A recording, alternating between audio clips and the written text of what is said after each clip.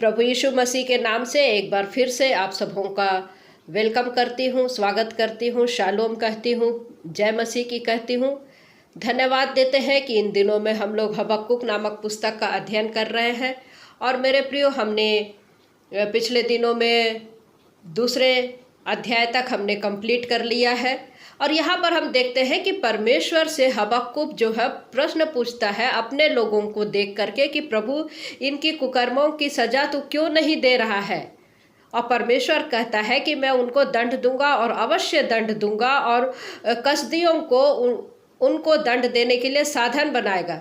तो हबक्कुक फिर पूछता है कि प्रभु, वो तो अन्य जाति है, वे तो दुष्ट लोग हैं, वे लोग तो हमसे भी ज़्यादा अन्य लोग हैं, मूर्ति पूजक है, प्रभु तू इनसे क्यों साधन बनाएगा। और हम देखते हैं कि परमेश्वर उसका भी उत्तर देता है और बेबीलोन पर उसने 5 हाय को भेजा। बेबीलोन पर उसने 5 हाय को भेजने की बात हबक्कुक को देखा, जिसका उल्लेख हमने दूसरे अध्याय में हमने देखा था। हमने इस बात को देखा था। तो आज हम हबक्कुक की पुस्तक उसका 3रा अध्याय से आरंभ करेंगे मेरे प्रियो, जिसका विषय है हबक्कुक का सौभाग्य। यहाँ पर विषय को हम लोग देखते हैं कि 3रा अध्याय में हबक्कुक की प्रार्थना है। और यहाँ पर हम लोग देखते हैं कि हबक्कुक 3 में जो है हबक्कुक एक बड़ा परिवर्तन को हम लोग देखते हैं।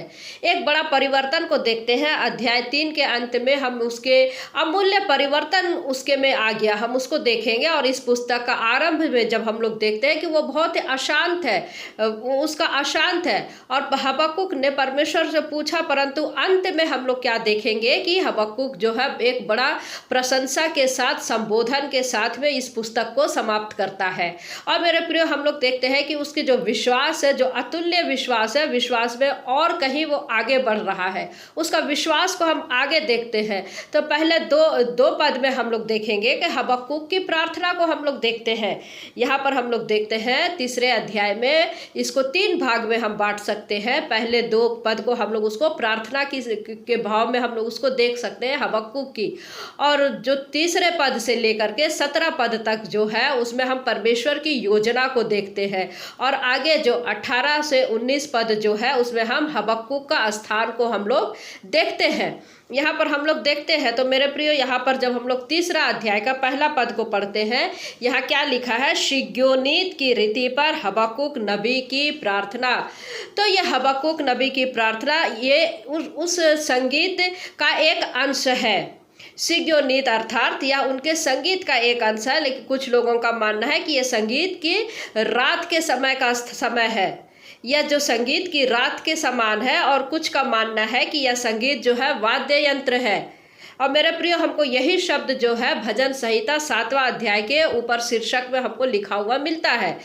तो हबक्कुक की जो प्रार्थना है ये स्तुति का एक उच्च गान है। इसको हम लोग पढ़ सकते हैं कि हबक्कुक की जो ये प्रार्थना है, स्तुति गाना एक ऊंचे स्तर की है। और हमको इसमें कैसे जीवन को परिवर्तन हबक्कुक का होता है, इसको हम लोग देखते हैं। और वो कहता है कि गुम्मट में हम लोग देखते हैं हबक्कुक को खड़ा देखते हैं। गुम्मट में उसका अनुभव और परमेश्वर के उत्तर की प्रतीक्षा जो है उसको सच्चे विश्वास में ला करके खड़ा कर देता है। और उसकी आंखें जो है वो खोल दी गई। जो उसने अब तक जो नहीं समझ पाया था, अब वो समझ रहा है, अब वो समझ सक रहा है। और ये अध्याय उसके परिणाम स्वरूप उसको आनंद का भजन है। परिणाम स्वरूप जो है ये आनंद का भजन है। शिग्योनीत की रीति पर हबक्कुक नबी की प्रार्थना को हम लोग देखते हैं मेरे प्रियो। एक तार वाला वाद्य यंत्र और बाजा का बजाया जाना, जैसे हम लोग 19वें पद के आखिरी में देखते हैं, प्रधान बजाने वालों के लिए मेरे तार वाले बाजों के साथ। तो मेरे प्रियो, हम लोग देख रहे हैं कि ये लोक गीतों के लिए जो है ये वाद्य यंत्र कार्य में लाया जाता था। तो इस भजन के बारे में परमेश्वर के दास जो है हबक्कुक चर्चा कर रहा है। तो आइए हम लोग देखते हैं हबक्कुक नबी की पुस्तक उसका 3रा अध्याय 2रा पद को हम लोग पढ़ेंगे। हे यहोवा, मैं तेरी कीर्ति सुनकर डर गया। हे यहोवा, वर्तमान युग में अपने काम को पूरा कर, इसी युग में तू उसको प्रकट कर। क्रोध करते हुए भी दया करना स्मरण कर, क्रोध करते हुए भी दया करना स्मरण कर। हबक्कुक का भजन हम लोग देख रहे हैं कि किसी भी प्रकार से वो ऐसे कर्कश की बात नहीं है, किंतु वो उत्तम प्रार्थना है। इसको हम लोग उत्तम प्रार्थना की ओर भाव में देख रहे हैं। मेरे प्रियो, यहाँ पर वचन क्या कह रहा है? हे यहोवा, मैं तेरी कीर्ति सुनकर डर गया। इसका अर्थ क्या हुआ? इसका अर्थ ये हुआ कि परमेश्वर उससे बात कर रहा है, वो प्रश्न पूछ रहा है और परमेश्वर ने उसको जरूर कुछ बताया। और ये क्या बताया, ये भी आपने देखा अध्याय में कि वो कैसे प्लानिंग अपनी योजना को बता रहा। और ये सब सारी चीज़ों को सुन करके वो डर गया। हबक्कुक क्या कह रहा है कि परमेश्वर ने उससे कहा, हबक्कुक, मैं चाहता हूं कि तू गुम्मट में रह, तू गुम्मट में रह। मैं चाहता हूं कि तू मुझ पर विश्वास कर, मैं चाहता हूं कि तू मुझ पर भरोसा कर। तू सोचता है कि मैं अपने लोगों के पाप को नहीं देखता, मैं बेबीलोन के उसके विरुद्ध में काम लूंगा, जैसे मैंने अशूरों को इजराइल के विरुद्ध काम में लिया था। वे मेरे क्रोध के लाठी थे, अपना प्रयोजन सिद्ध करने के बाद मैं उन्हें भी दंड दूंगा, मैं उन्हें भी उनके पापों का दंड अवश्य ही दूंगा, परंतु धार्मिकता के आधार पर। परंतु धार्मिकता के आधार पर तो मेरे प्रियो, अध्याय 2 में हम लोग जब 5 हाय को हम लोगों ने परमेश्वर की दंड की व्याख्या के रूप में हम लोगों ने देखा कि अध्याय 2 में जो है परमेश्वर की 5 हाय को हम लोग देखते हैं, हमने इसको देखा था।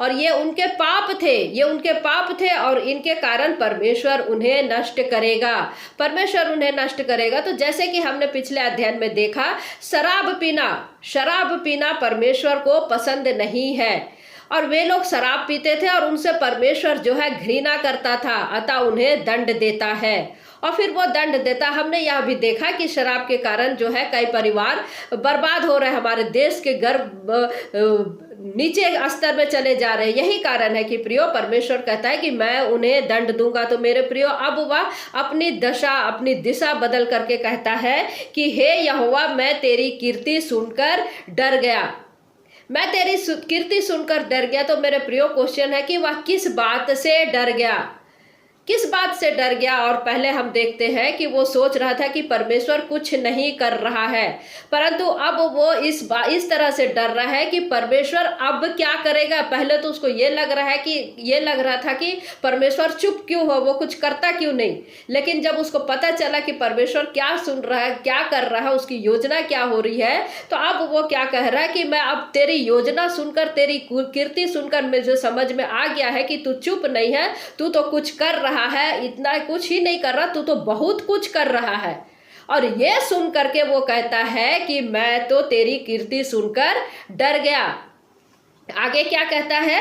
हे यहोवा, वर्तमान युग में अपने काम को पूरा कर, इसी युग में तू उसे पूरा कर, परंतु क्रोध करते हुए भी दया करना स्मरण कर, परंतु क्रोध करते हुए भी दया करना स्मरण कर। कहता है हबक्कुक कि परमेश्वर, मैं तो सोच रहा था कि तू चुपचाप बैठा है, परंतु अब मैं देखता हूं कि तू तो अब दंड देने जा रहा है। अपनी प्रजा पर भी दया कर और कसदियों पर भी दया कर। देखिए, अब उसकी प्रार्थना, उसकी जो मन की भावना है वो बदल रहा है, उसके जीवन की परिवर्तन को हम लोग देखते हैं कि वो अब पहले तो कह रहा था कि दंड दे, अब क्या कह रहा है कि अपने लोगों को भी, अपनी प्रजा पर भी दया कर और कसदियों पर भी तू दया कर।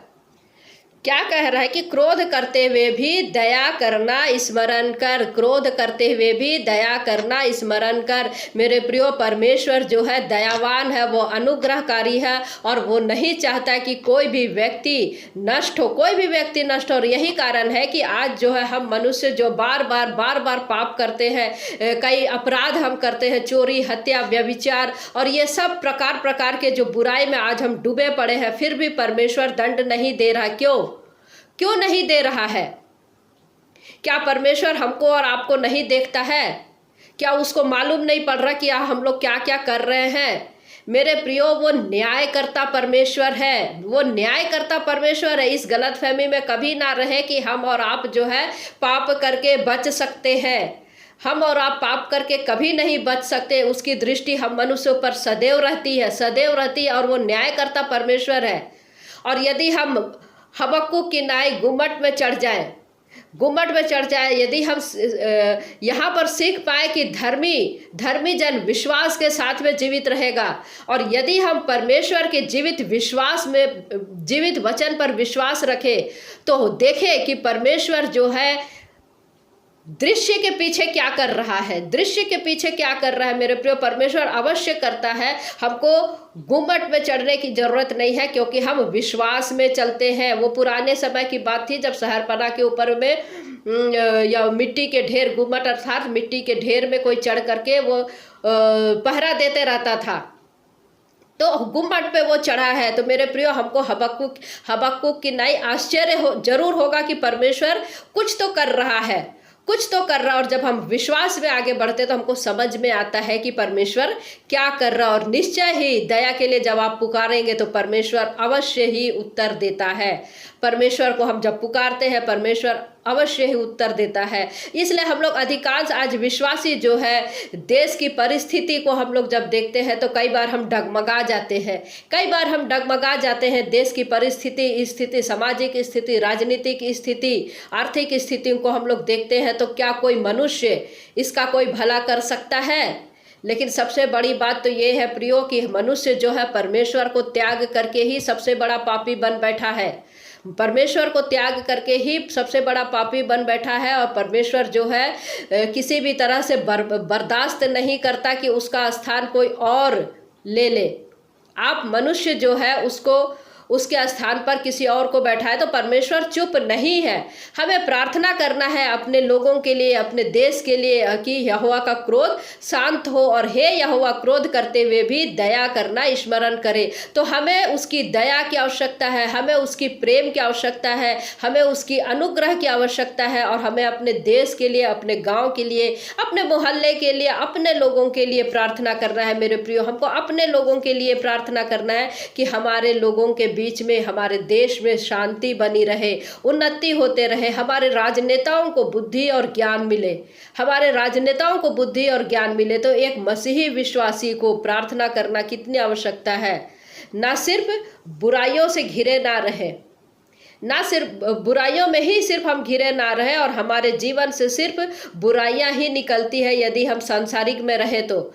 परंतु फिर भी हबक्कुक कहता है कि हमें प्रार्थना नित्य करना है, हमें प्रार्थना करना है अपने लोगों के लिए कि परमेश्वर जो है तू दयालु है, अनुग्रहकारी है, वह हमसे प्रेम करता है, हमारे जीवन की हर एक आवश्यकताओं को वो जानता है। कई बार हम गलतियों के कारण, पाप के कारण, मेरे प्रियो बुराई के कारण अपने जीवन में खुद ब खुद हम दुख को लाते हैं, खुद ब खुद हम दुख को लाते हैं, और हम परमेश्वर को क्या करते हैं? दोषी ठहरा देते हैं, परमेश्वर को दोष देने लग जाते हैं मेरे प्रियो। लेकिन परमेश्वर हमारे जीवन को देखता है, परमेश्वर हमारे जीवन को देखता है, हमारे जीवन के उन हर एक बातों को देखता है, और समय के अंतराल में हमारा न्याय करता है। वो समय के अंतराल में हमारा न्याय भी करता है। तो मेरे प्रियो, हबक्कुक क्या कहता है, माफ कीजिएगा, शेक्सपियर की एक बात मुझे याद आ रही है। शेक्सपियर ने कहा था कि एक बुक में उसने कहा था कि दया की गुणवत्ता रुकती नहीं है, दया की गुणवत्ता रुकती नहीं है, वह आकाश के वर्षा के समान बरसती और पृथ्वी पर वह दोगुना आशीष देती है, दोगुना आशीष देती है। यह शेक्सपियर की सेंटेंस है, शेक्सपियर ने कहा था। तो मेरे प्रियो, हमको पुकारना है कैसे परमेश्वर दंड को दे रहा, अपने लोगों को भी और साथ में कसदियों को भी। तो जब उसकी बात को हबक्कुक समझता है, उसको लगता है कि अब परमेश्वर चुप नहीं है लेकिन अवश्य ही कुछ कर रहा है और बहुत कुछ कर रहा है, तो वो क्या कहता है कि क्रोध करते हुए भी दया करना स्मरण कर। हम लोग कितनी आसानी से गाना गा लेते हैं, होगी आशीषों की बारिश, होगी आशीषों की बारिश। मेरे प्रियो, हमें यहाँ पर देखना है कि परमेश्वर की दया की वास्तव में हमको ज़रूरत है, और हमको उसकी दया मांगनी भी चाहिए, हमको उसकी दया मांगनी भी चाहिए। तो हबक्कुक के जीवन में हम देखते हैं कि ये बदलाव कैसे आया। हबक्कुक के जीवन में ये बदलाव कैसे आया? और पहले तो वो परमेश्वर से क्या कह रहा है कि यहूदा वासियों को दंड क्यों नहीं देता, क्योंकि वो बहुत बुराई करते हैं, उनके जीवन बहुत बुरे हैं। परंतु परमेश्वर जब उस पर प्रकट किया तो वो क्या करने वाला है और कैसे करने जा रहा है, तो हबक्कुक पुकार उठा। क्या कह रहा है? दया कर, स्मरण कर। दया क्या करता है? दया करना, स्मरण कर। दया करना, स्मरण करें। तो यदि हमें परमेश्वर के दंड का बोध हो तो हम निश्चय ही परमेश्वर के समक्ष घुटने टेक देंगे। जैसे यहाँ पर हम हबक्कुक को देख रहे हैं, जैसे ही उसको एहसास हुआ कि परमेश्वर क्या करने जा रहा है तो वो घुटने टेक दिया। वैसे ही मेरे प्रियो, जब हमको निश्चय हो जाए कि परमेश्वर के समक्ष जो है हम कैसे रह सकते हैं, उसके दंड का जब हमको बोध होता है, हमको प्रकाशन होता है, तो हम कई बार घुटने टेक देते हैं। किंतु कई लोग ऐसे भी होते हैं जो कि जानते हैं, सब चीज़ को जानते हैं, फिर भी वे घुटने टेकना नहीं चाहते, परमेश्वर के निकट में वे लोग आना नहीं चाहते हैं। इसको कहते हैं कि ये उनका अक्कड़पना है। तो मेरे प्रियो, हमको परमेश्वर चाहता है कि हम उसके सामने नम्रता से आए, हम उसके सामने नम्रता से आए। और हबक्कुक की पुस्तक जो है वास्तव में इज़राइल के इतिहास में परमेश्वर के कार्य का अवलोकन करता है, क्योंकि परमेश्वर जो है क्या कर चुका है, इसलिए वह भविष्य में भी वो करेगा। परमेश्वर जो कर चुका है वो भविष्य में भी करेगा। अब परमेश्वर पर निर्भर कर सकेत है कि उसके पूर्व काल में जो किया है वह भविष्य में भी करेगा, वो भविष्य में भी करेगा। जो वो पहले कर चुका है उसको वो भविष्य में भी करेगा। देखिए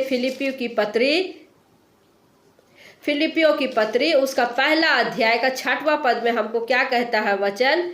फिलिपी 1:6 क्या कहता है? मुझे इस बात का भरोसा है कि जिसने तुम में अच्छा काम आरंभ किया है वही उसे यीशु मसीह के दिन तक पूरा करेगा। जिसने तुम में अच्छा काम आरंभ किया है। तो मेरे प्रियो, क्या आपको है कि परमेश्वर ने आपके ऊपर में अच्छा कार्य करना आरंभ कर दिया है? अच्छा कार्य करना आरंभ कर दिया है। क्या वह आपको इस पल क्षण तक संभाल कर नहीं आया? प्रश्न ये है कि क्या वो आपको संभाल कर नहीं आया तो क्या वो अच्छा कार्य नहीं हुआ? उसने आपके जीवन में सब कुछ बहुत अच्छा कार्य किया है और प्रभु यीशु के दिन तक पूरा काम वो करेगा। प्रभु का वायदा है, प्रभु का वायदा है मेरे प्रियो। और जब वो इस संसार में से ले करके जाएगा और आप उसके स्वरूप में हो जाएंगे, और यदि हमारा विश्वास है, और यही हमारा हबक्कुक का भी महान विश्वास था, हबक्कुक का भी महान विश्वास था। तो मेरे प्रियो, जीवन में हम कई उतार चढ़ाव को देखते हैं, हमारे जीवन में कई उतार चढ़ाव को हम आते हुए देखते हैं, और जीवन में कई समस्याओं का हम सामना करते हैं, कई उलझनों का सामना को हम घटते बढ़ते हम लोग देखते हैं। लेकिन हबक्कुक को यहाँ पर हम लोग देखते हैं कि जीवन में, हबक्कुक के जीवन में हम देखते हैं कि जब इजरायलियों ने अर्थात परमेश्वर के चुने हुए लोगों ने पाप किया, तब उसने परमेश्वर के लोगों के लिए उसने अपनी इच्छा को रखा कि परमेश्वर उन्हें उनके पापों का दंड क्यों नहीं देता। और अब जब परमेश्वर ने यहूदियों के पाप का दंड देने की योजना उसको बताई हबक्कुक को, तब उसने सुना और परमेश्वर और कसदियों के द्वारा यहूदियों को दंड दे रहा है और तब वह विनाश होगा। तब उसने कहा कि परमेश्वर उन दुष्ट लोगों को क्यों दंड दे रहा है, दुष्ट लोगों के द्वारा क्यों दंड दे रहा है। और तो वे लोग तो अच्छे नहीं है, उनसे तो कहीं अच्छे हमारे अपने लोग हैं। और कसदियों को परमेश्वर ने फिर कहा कि मैं उनको भी दंड दूंगा। और वो क्या कहता है कि तू इनको क्यों इस्तेमाल कर रहा है, वे तो और बुरे हैं। तो मेरे प्रियो, परमेश्वर उन्हें यहूदा के खिलाफ में इस्तेमाल करके बेबीलोन वासियों को दंड देगा। और यहाँ पर हम लोग देखते हैं कि हबक्कुक को ये भी अच्छा नहीं लगता, और जब वो परमेश्वर की योजना को सुनता है तो वो बहुत ही डर जाता है और क्या कहता है कि मैं तेरी कीर्ति सुन करके डर गया, क्रोध करते हुए भी दया करना स्मरण कर।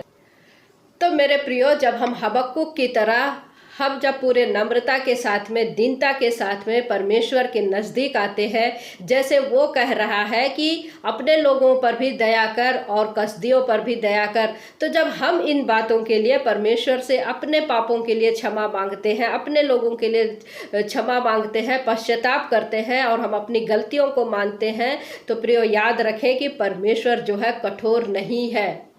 परमेश्वर कठोर नहीं है, वो विलंब से क्रोध करने वाला अनुग्रहकारी परमेश्वर है और वो हमारे और आपके पाप को अवश्य ही क्षमा करने के लिए हर समय तैयार रहता है। वो हर समय तैयार रहता है। तो पूरे मन से हम उसके समीप में आए, अपने पापों का अंगीकार करें, अपने पापों का अंगीकार करें, मन फिराए, पश्चाताप करें, ताकि हम और आप जो है सच्चे परमेश्वर के पास में लौट सके। और जब हम अपने अपने मन को फिरा करके उसके पास में लौटते हैं, तो मेरे प्रियो वो हमको क्षमा करता है। उसका प्रभु यीशु मसीह का लहू हमको सब पापों से शुद्ध करता है, क्षमा करता है और वो हमको बहुतायत का जीवन देता है। देखिए यूहन्ना रचित सुसमाचार उसका 14 अध्याय,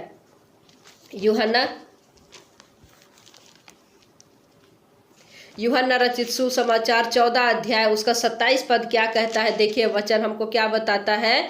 मैं तुम्हें शांति दिए जाता हूँ, अपनी शांति तुम्हें देता हूँ, जैसा संसार देता है मैं तुम्हें नहीं देता।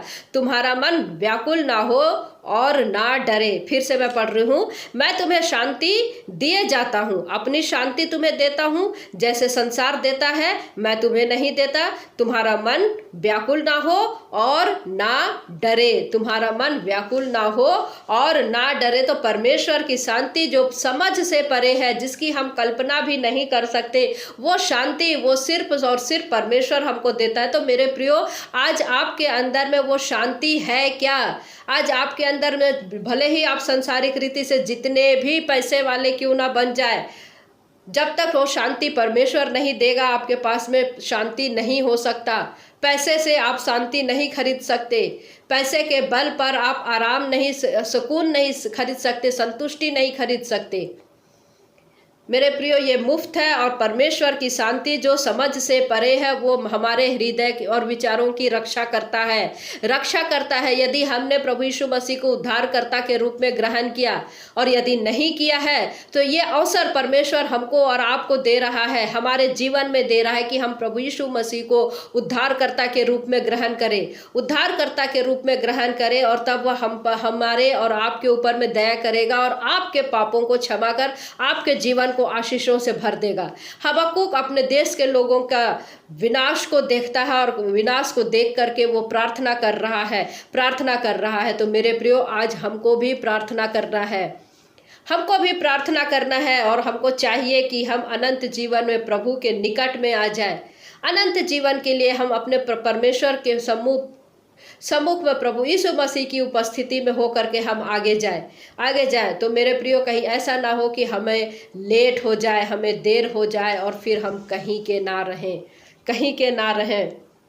तो आज हम अपने अध्ययन को यहीं पर समाप्त करते हैं। हम तीसरा अध्याय का पहला और दूसरा पद को हम देख रहे हैं। ये शिग्योनीत की रीति से हबक्कुक की प्रार्थना को हमने देखा कि कैसे वो उसकी कीर्ति को सुन करके वो डर जाता है। परमेश्वर उससे जब बातचीत करता है तो पहले तो हबक्कुक जो है उनके लिए दंड को मांग रहा था, किंतु अब जो है जब सुनता है तो वो दया को मांग रहा है, वो क्षमा को मांग रहा है। वो क्या कर रहा है? अपनी परमेश्वर की दया को स्मरण दिला रहा है कि प्रभु तू इतनी भारी प्रॉब्लम मत ला, अपने लोगों के बीच में इतनी भारी दंड को मत ला, ना ही अपने लोगों के बीच में, न कसदियों के बीच में। तो मेरे प्रियो, यदि हमने प्रभु यीशु मसीह को ग्रहण नहीं किया है उद्धारकर्ता के रूप में, आज ही उद्धारकर्ता के रूप में उसको ग्रहण करें, क्योंकि हम देखते हैं कि बेबीलोन पर उसने 5 हाय को लेकर के आया। हाय उस पर जो कुटिल करते हैं, जो नगर को घेरते हैं, जो अन्याय का धन लेते हैं, अन्याय से लाभ कमाते हैं, दूसरों के धन बटोरते हैं, कुकर्म करने वाले। परमेश्वर किसी को भी नहीं छोड़ेगा। अपने आप को जांचे, अपने आप को देखे कि हमारा घर में किस प्रकार का धन आ रहा है। तो परमेश्वर पिता इन वचनों के द्वारा हम में से प्रत्येक को आशीष दे। आमीन। प्रभु आप सबकी सहायता करें।